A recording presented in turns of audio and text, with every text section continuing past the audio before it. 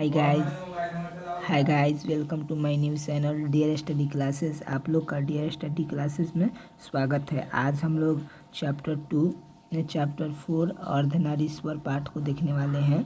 इसके VBI जितने भी ऑब्जेक्टिव हैं आज हम लोग सबको कवर करेंगे। तो आइए गाइस, आज हम लोग का जो पहला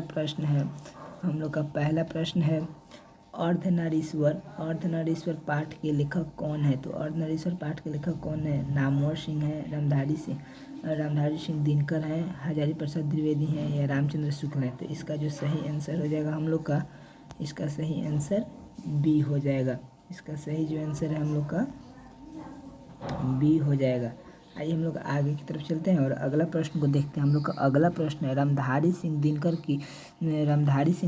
की रचना कौन सी है। इसमें पूछ रहा है कि रामधारी सिंह दिनकर क्या लिखे थे। उसने कहा था लिखे थे, जूठन लिखे थे या तिरिच लिखे थे या अर्धनारीश्वर लिखे थे। तो हम लोग का पाठ का ही नाम है अर्धनारीश्वर जो कि रामधारी सिंह दिनकर द्वारा लिखा गया है। तो ऑप्शन नंबर डी बिल्कुल सही हो जाएगा। आइए हम लोग आगे की तरफ चलते हैं और अगला प्रश्न देखते हैं। हम लोग आगे का प्रश्न है दिनकर जी का जन्म बिहार के किस जिले में हुआ था। दिनकर जी का जो जन्म है वह बिहार के किस जिले में हुआ था।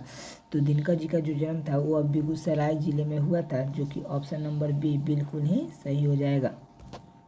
आइए गाइस हम लोग आगे की तरफ देखते हैं क्वेश्चन और चलते हैं आगे की तरफ। अर्धनारीश्वर में किस गुण का समन्वय है। मतलब इसमें कह रहा है कि जो अर्धनारीश्वर में किसका गुण समन्वय है, किसका गुण बराबर है। तो इसमें नारी और पुरुष, इसमें जो होगा नारी और पुरुष दोनों का गुण समन्वय होगा। तो इसलिए ऑप्शन नंबर सी बिल्कुल ही सही हो जाएगा। आइए गाइस हम लोग आगे की तरफ देखते हैं और चलते हैं अगले प्रश्न पे। हम लोग का आगे का प्रश्न है दिनकर जी की पहली काव्य पुस्तक कौन सी है। तो दिनकर जी की जो पहली काव्य पुस्तक है उसका नाम है प्राणभंग जो है दिनकर जी का पहली पुस्तक है, इसलिए ऑप्शन नंबर डी हम लोग का बिल्कुल सही हो जाएगा। आइएगा इस हम लोग आगे की तरफ चलते हैं और अगले प्रश्न को देखते हैं। हम लोग का अगला प्रश्न है दिनकर जी की पहली कविता किस पत्रिका में प्रकाशित हुई। कह रहा है दिनकर जी की पहली कविता किस पत्रिका में प्रकाशित हुई। तो यह कह रहे दिनकर जी की जो पहली कविता थी वह किस पत्रिका से प्रकाशित हुई थी। इसका जो सही आंसर हम लोग का हो जाएगा ऑप्शन नंबर ए छात्र सहोदर से प्रकाशित हुआ था, इसलिए हम लोग का ऑप्शन नंबर ए बिल्कुल ही सही हो जाएगा। आइए गाइस हम लोग आगे की तरफ चलते हैं और अगले प्रश्न को देखते हैं। हम लोग का अगला प्रश्न है दिनकर जी की पहली कविता प्रकाशित हुई। दिनकर जी की पहली कविता प्रकाशित हुई। तो दिनकर जी की पहली कविता कब प्रकाशित हुई है हम लोग से पूछ रहा है, तो हम लोग को बताना है। तो दिनकर जी की जो पहली कविता थी वह 1925 ईस्वी में प्रकाशित हुई, इसलिए हम लोग का ऑप्शन नंबर बी बिल्कुल ही सही हो जाएगा। आइए गाइस हम लोग आगे की तरफ चलते हैं और देखते हैं अगला प्रश्न। अगला प्रश्न है दिनकर जी के अनुसार यदि पति विचार है तो पत्नी क्या है। दिनकर जी के अनुसार यदि पति विचार है तो पत्नी क्या है।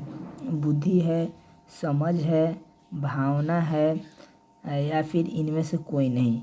बताइए गाइस क्या होगा। तो इसका जो सही आंसर हम लोग का हो जाएगा यदि पत्नी विचार है तो यदि पति विचार है तो पत्नी उसका भावना हो जाएगा। ऑप्शन नंबर सी हम लोग का बिल्कुल ही सही हो जाएगा। आइए गाइस हम लोग आगे की तरफ देखते हैं और अगले प्रश्न की तरफ चलते हैं।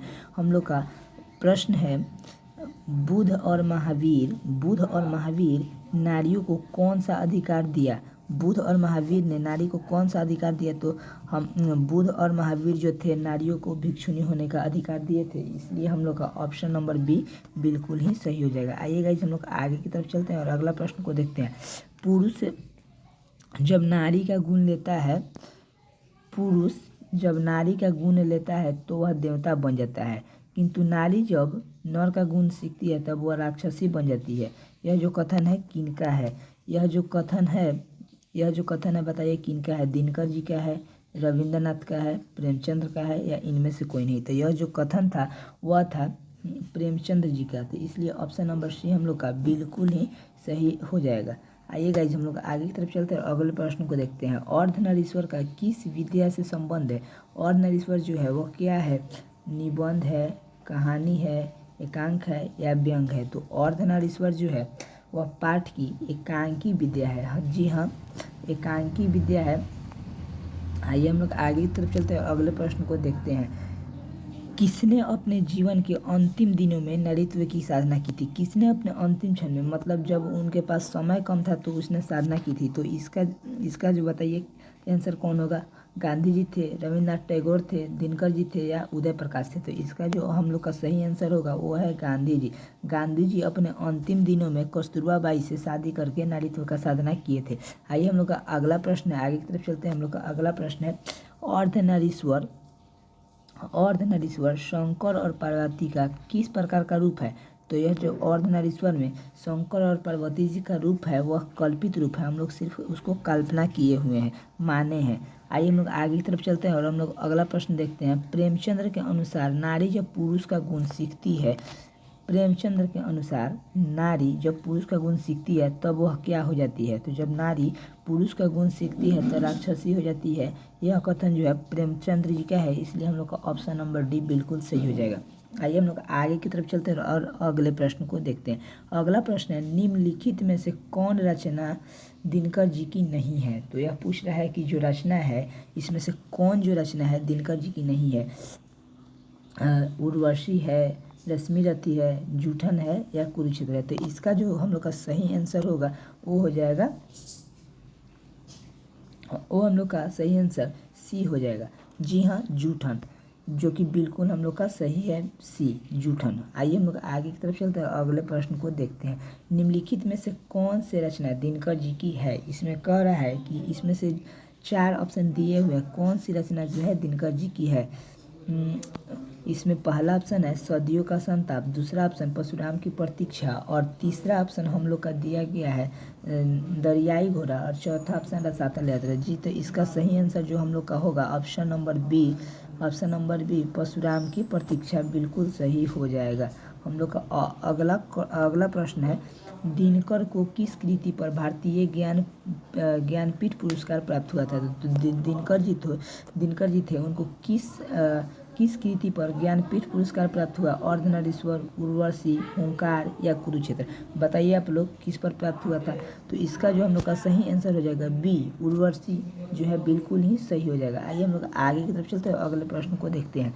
युद्ध और शांति की समस्या पर लिखी गई काव्य कृति है। तो युद्ध और शांति की जो समस्या पर लिखी हुई जो काव्य कृति है उसका नाम जो है हम लोग का कुरुक्षेत्र है, जो कि ऑप्शन नंबर बी हम लोग का बिल्कुल ही सही हो जाएगा। आइए हम लोग आगे की तरफ चलते हैं और अगले प्रश्न को देखते हैं। अर्धनारीश्वर कल्पित रूप है, अर्धनारीश्वर जो कल्पित रूप है तो वह शिव और पार्वती का कल्पित रूप है, इसलिए ऑप्शन नंबर ए बिल्कुल ही सही हो जाएगा। आइए हम लोग आगे की तरफ चलते हैं, अगले प्रश्न को देखते हैं। प्रेमचंद्र थे, तो प्रेमचंद्र जो थे वह कथाकार थे, जो ऑप्शन नंबर भी हम लोग का बिल्कुल ही सही हो जाएगा। चलिए गाइस हम लोग आगे की तरफ चलते हैं और अगले प्रश्न को देखते हैं। हम लोग का आगे का प्रश्न है, दिनकर जी का जन्म कब हुआ था? तो जो दिनकर जी का जन्म था वह 23 सितंबर 1908 ईस्वी को हुआ था, जो कि हम लोग का ऑप्शन नंबर ए बिल्कुल ही सही हो जाएगा। आइए गाइस हम लोग आगे की तरफ चलते हैं और अगले प्रश्न को देखते हैं। दिनकर जी किस युग के कवि हैं? तो दिनकर जी किस युग के कवि हैं? तो ये हम लोग को बताना है दिनकर जी किस युग के कवि हैं।